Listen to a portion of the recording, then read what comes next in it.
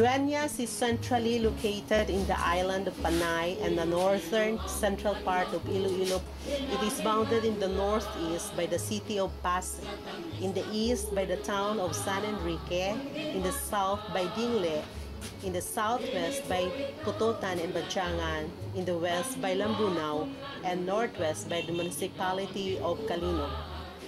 The town is 45 kilometers north of Iloilo City, the latter being at the central southern part of the Iloilo province.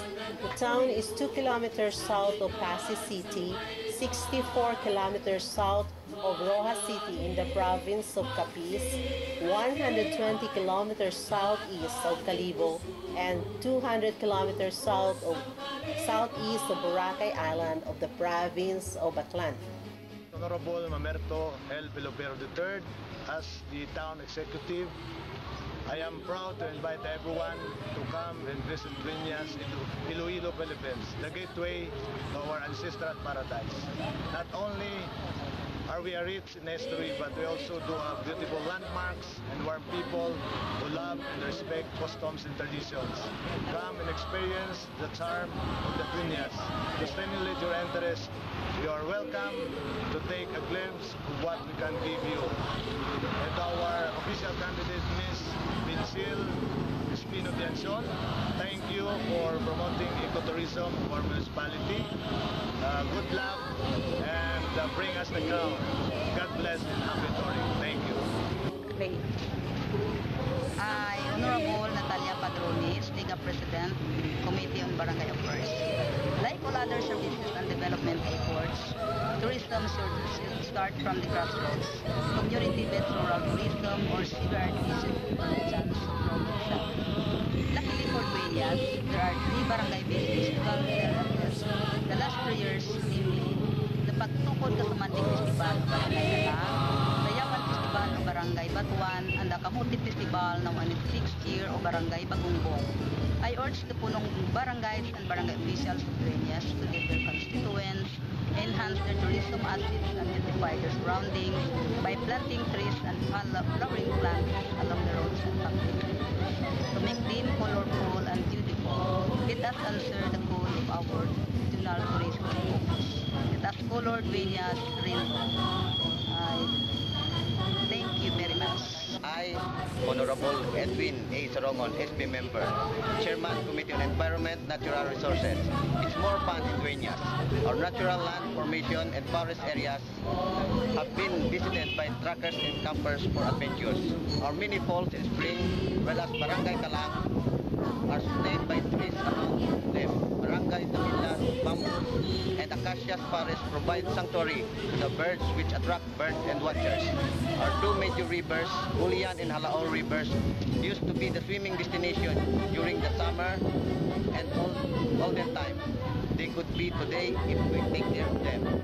Let us preserve our environment, our forests and our rivers. Let us plant trees and preserve our natural resources so that our children and their children may enjoy what we are forefathers before us had enjoyed. To Ms. Vincel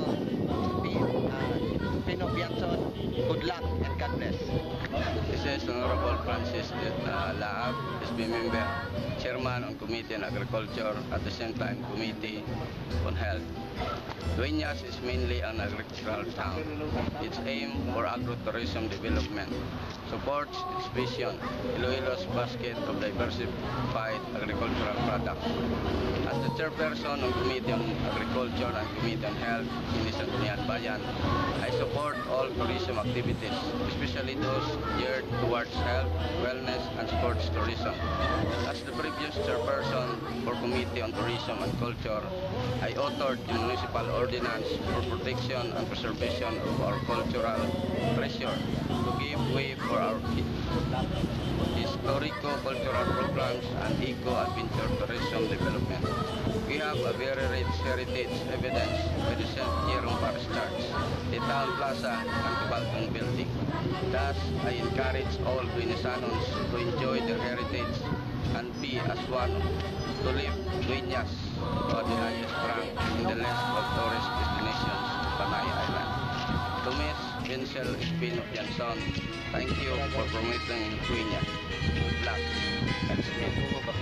This is Honorable Ray Espino Lamasan, SB Member, Committee on Industry, Trade and Cooperative. Tourism triggers economic development of the country.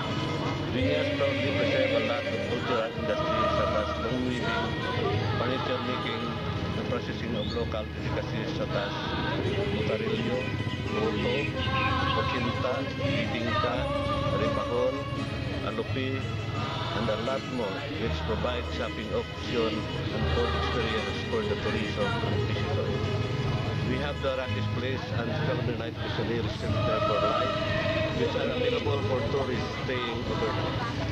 As a member of the Committee on Tourism and Culture, and as a chairperson of the industry, I would like to commend all tourism industry stakeholders. I also encourage everyone to become active in tourism, and become entrepreneur or local tourist. Experience Dueñas Tour. Thank you, Vincel Espino Jansson, for promoting our tourism. Good luck for the Miss Philippines Beauty Pageant. Philip Lyson. It is my honor to be chosen as the chairperson for the Committee in Tourism and Culture for the municipality of Dueñas. I have never realized how lucky we are as having to be known to be the direct descendants of the first bred Malayan race in the Philippines until now. I never imagined how beautiful is our legacy. To this, I would like all the Dueñas Salon to feel the same way I do have the experience of mystical enchantment by exploring Dueñas. Thank you and have a good talk. Influence of everyone. Connecting of Dueñas to the world, we would like to thank and support Miss candidate, Miss Philippines Earth 2014, Miss Vince Jansson, Dueñas Iloilo for Miss Earth Philippines. I'm Mr. Romano, Dueñas, member of Municipality of Dueñas. Accessibility is an important consideration for a tourist to come and a visit place. Dueñas is located at the heart of the Panay Island in the central part of Iloilo Province. The Philippine Nautical Highway passes through the Dueñas, thereby making it accessible to the travelers and tourists. It is an ideal stopover for tourists. Basis Boracay Island and Iloilo City. Communication facilities to the town and served by the Philippine Long Distance Telephone Company, Globe Lines Communication, and Dueñas Postal Office. Cellular phones are signaled by Smart, Globe, and Sun Cellular. Tricycles over rides the different points of town. Thank you, and may God bless us all. The cultural spirit of our place is preserved by local arts, music, and talents. As a counselor, at the same time interest, I advocate arts and music. Music is one way of presenting the profile and beauty of our town. It is also means of promoting its ecotourism, culture, and history, as proven by the recently created Dueñas City. Nauna mo, nangalan, simsiman, may bugana ka sa mga tanong kakasabatan. Ka mga dato ikaw, kintuyan, itawag na sumantik, ka mga santik, inuman. Nagbuhat ka, buhol sa palangga, ang mahal nga makaako, kanimo nagtugaya.